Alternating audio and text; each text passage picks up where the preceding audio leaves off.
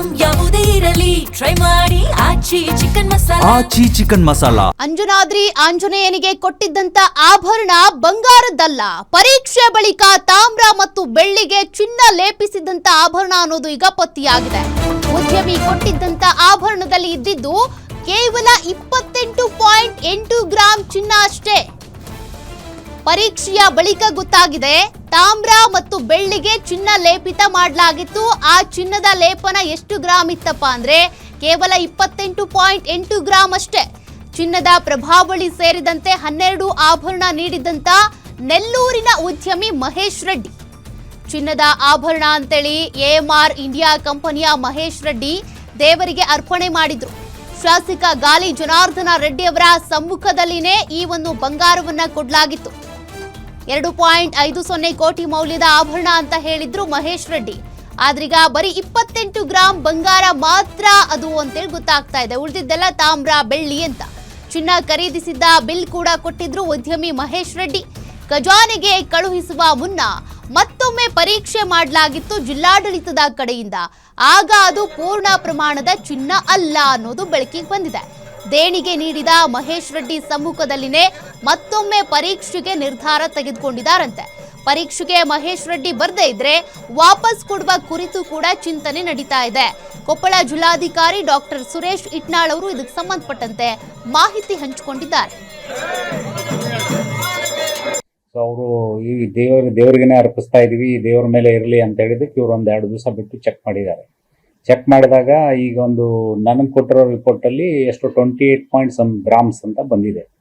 ಅವ್ರನ್ನೂ ಕರೆದು ಹೇಳಿದಾಗ ಇಲ್ಲ ನಾವು ಮಿಕ್ಸ್ ಮಾಡಿದ ನಿಜ, ಬಟ್ ಎಷ್ಟೋ ಇದೆ ಅಂತ ಅವ್ರು ಹೇಳಿದ್ರಂತೆ. ಅದಕ್ಕೆ ಅವ್ರಿಗೆ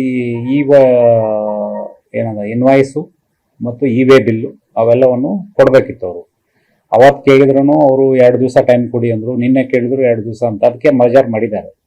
ಅಕಸ್ಮಾತ್ ಅದು ಅವ್ರು ಏನೂ ಕೊಡಲಿಲ್ಲ ಅಂದರೆ ರಿಟರ್ನ್ ಮಾಡ್ಬೇಕಾ ಏನೋ ನೋಡ್ತೀವಿ, ಇಲ್ಲ ಏನಿದೆಯೋ ರೆಕಾರ್ಡ್ ಮಾಡಿ ಟ್ರೆಜರಿಗೆ. ಸೊ ಅವರು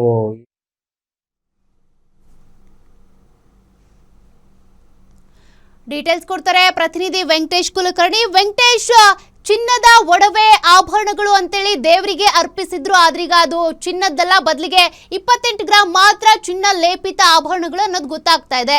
ಇದಕ್ಕೆ ಸಂಬಂಧಪಟ್ಟಂತೆ ಏನ್ ಮಾಹಿತಿ ಇದೆ, ಮುಂದಿನ ನಿರ್ಧಾರ ಏನು ಅಂತ?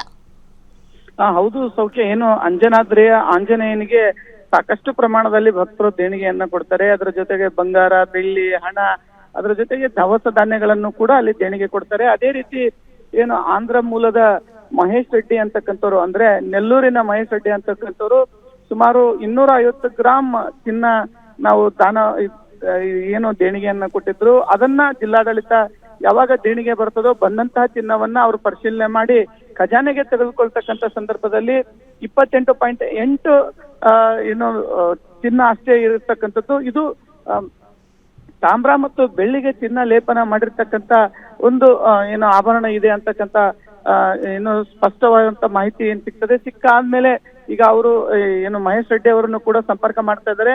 ಒಂದು ವೇಳೆ ಇದಕ್ಕೆ ಸೂಕ್ತವಾದ ದಾಖಲೆಗಳು ಅಂದ್ರೆ 250 ಗ್ರಾಂ ಚಿನ್ನ ಏನಿದೆ, ಚಿನ್ನದ ದಾಖಲೆಗಳನ್ನ ಅವರು ಒದಗಿಸಿದ್ರೆ ಮುಂದಿನ ದಿನಗಳಲ್ಲಿ ಸರ್ಕಾರದ ವತಿಯಿಂದಲೇ ಅದರ ಚಿನ್ನವನ್ನ ಮತ್ತೊಮ್ಮೆ ಪರಿಶೀಲನೆ ಮಾಡ್ತಕ್ಕಂಥದ್ದು. ಇಲ್ಲದೆ ಹೋದ್ರೆ ಆ ಚಿನ್ನವನ್ನ ಅವರಿಗೆ ಮರಳಿಸಿ ಕೊಡ್ಬೇಕು ಅನ್ನುವಂತ ನಿಟ್ಟಿನಲ್ಲಿ ಈಗ ಜಿಲ್ಲಾಡಳಿತ ಚಿಂತನೆಯನ್ನ ಮಾಡ್ತಕ್ಕಂಥದ್ದು. AMR ಕಂಪನಿ ಮತ್ತು ಶಾಸಕ ಗಾಲಿ ಜನಾರ್ದನ್ ರೆಡ್ಡಿ ಅವರು ಸೇರಿ ಸುಮಾರು 250 ಕೋಟಿ ಮೌಲ್ಯದ ಆಭರಣ ಅಂತ ಹೇಳಿದ್ರು. ಆದ್ರೆ ಅಷ್ಟು ಇಲ್ಲ ಅನ್ನುವಂತಹ ಮಾಹಿತಿ ಈಗಾಗ್ಲೇ ಕೊಪ್ಪಳ ಜಿಲ್ಲಾಧಿಕಾರಿ ಸುರೇಶ್ ಇಟ್ನಾಳ್ ಅವರು ಹೇಳಿರ್ತಕ್ಕಂಥದ್ದು. ಅದಕ್ಕೆ ಪೂರಕವಾಗಿ ಇವತ್ತು ಕೂಡ ಏನು ಆ ಚಿನ್ನವನ್ನ ಪರಿಶೀಲನೆ ಮಾಡ್ತಕ್ಕಂಥದ್ದಕ್ಕೆ ಈಗಾಗಲೇ ಜಿಲ್ಲಾಡಳಿತ ಮುಂದಾಗಿರ್ತಕ್ಕಂಥದ್ದು.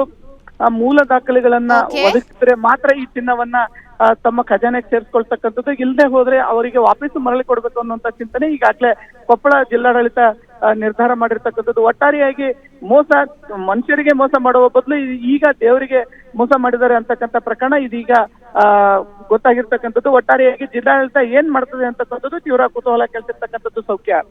ಥ್ಯಾಂಕ್ ಯು ವೆಂಕಟೇಶ್ ಮಾಹಿತಿಗೆ.